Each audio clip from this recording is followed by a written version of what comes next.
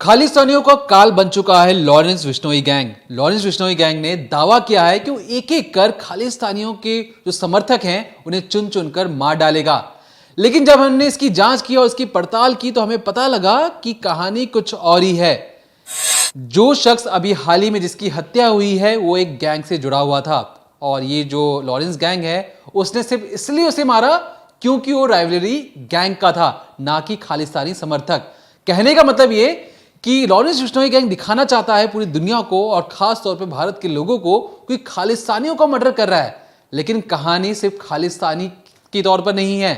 दरअसल जो Lawrence Bishnoi gang ने हाल ही में सुक्खा को जब मारा और सुक्खा की जब बायो डिटेल या पीछे की हिस्ट्री पता की गई तो पता लगा कि वो किसी गैंग में शामिल था, और ये वही गैंग था जिसने दावा किया है, चैलेंज किया है कि लॉरेंस बिश्नोई को गोलियों से मार मार कर छलनी कर देगा, उसके एक एक शार्प शूटरों को मार डालेगा। अब लॉरेंस बिश्नोई गैंग भारत का नंबर 1 गैंग है। ऐसा इसलिए क्योंकि लॉरेंस बिश्नोई के बाद 900 से ज्यादा शार्प शूटर हैं। अब जो सामने वाला जो गैंग है जिसने लॉरेंस बिश्नोई को मारने की कसम खाई है, उसके पास भी 300 शार्प शूटर्स हैं, जिसके कहे पर किसी की भी कहीं भी कभी भी जान ले सकते हैं।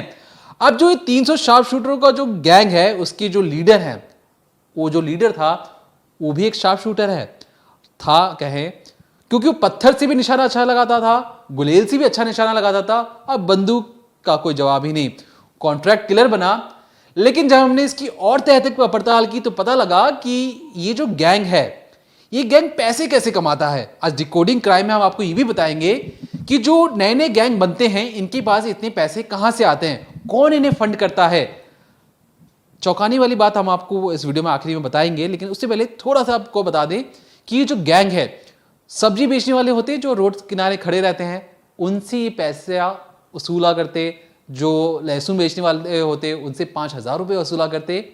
ये सिंडिकेट कैसे काम करता है आप समझ रहे हैं। एक गैंग चलाने के लिए सब्जी बेचने वालों से 500-500 रुपये, 25-25 रुपये वसूलना, ये दिखा के कि मैं डॉन हूं। तो ये गैंग जिसने लॉरेंस बिश्नोई को मारने की ठानी है, लॉरेंस बिश्नोई की बात हर कोई कर रहा है, लेकिन आज हम बात करेंगे उस गैंग के बारे में। है दिल्ली पुलिस भी उसके पीछे पड़ी थी, पंजाब पुलिस भी। कुल मिलाकर जब उसे पकड़ लिया गया तो ये भी आया कि जेल में बैठकर उसका पूरा नेक्सस चल रहा है, वो पूरा रैकेट चला रहा है, उसके जो गुर्गे हैं वो लॉरेंस के लिए काम कर रहे हैं। लेकिन लॉरेंस से इतर अगर हम बात करें तो एक गैंग है बम्बीहा गैंग। वो गैंग लॉरेंस को टक्कर देना चाहता है, लॉरेंस की पूरी गैंग का खात्मा करना चाहता है, और ये दुश्मनी आज से नहीं बहुत पहले से चली आ रही है। और तो और जो बम्बीहा गैंग के लोग हैं उनका जो नेटवर्क है या जो उनका कनेक्शन है वो खालिस्तान से भी सामने आ रहा है। इसीलिए जैसे कि पहले दीपक ने बताया कि सामने चीज़ें आई थी कि जो लॉरेंस है, और ये सारे सोशल मीडिया पर पोस्ट किए गए कि जो लॉरेंस है वो खालिस्तानियों का खात्मा कर रहा है, या जो देश के खिलाफ लोग हैं, भारत के खिलाफ जो आवाज़ें उठ रही हैं उनके साथ वो या उनका खात्मा कर रहा है। लेकिन जब इसकी तह तक गए, जब इसकी पड़ताल की गई तो पता लगा कि जिस शख्स की हत्या की गई कनाडा में और जिस पे दावा भी किया गया कि लॉरेंस ने मरवाया, वो तो बम्बीहा गैंग का निकला, और ये वही बम्बीहा गैंग है जो लॉरेंस के खिलाफ है। दरअसल पंजाब के मोगा ज़िले में एक गाँव पड़ता है बम्बीहा। यहाँ पर एक लड़की का जन्म हुआ, दविंदर। उसका पूरा नाम था दविंदर सिंह सिद्धू। लड़का बड़ा हुआ, पढ़ाई लिखाई में अच्छा था, स्कूलिंग काफ़ी अच्छी हुई। इसके बाद जब कॉलेज गया, साल 2010 की बात है, अपने ग्रेजुएशन में था ये लड़का। अभी आप जो तस्वीर देख रहे हैं ये वही लड़का है, दविंदर। कॉलेज जाने के बाद पढ़ाई लिखाई तो अच्छी थी, साथ ही इसने कबड्डी ज्वाइन कर ली। अब स्कूल और कॉलेजेस में जिस तरह से जो कुछ गेम्स खिलाए जाते हैं तो इसने कबड्डी ज्वाइन कर ली, और कबड्डी ये इस तरीके से खेलता कि कोई इसके टक्कर का था ही नहीं। गांव में छोड़िए, अगर हम स्टेट लेवल से थोड़ा आगे बढ़े तब भी इस कंपटीशन वगैरह होते तो ये अक्सर उसमें जीतता और बहुत अच्छा खिलाड़ी बना, हर कोई इसका नाम जानता था।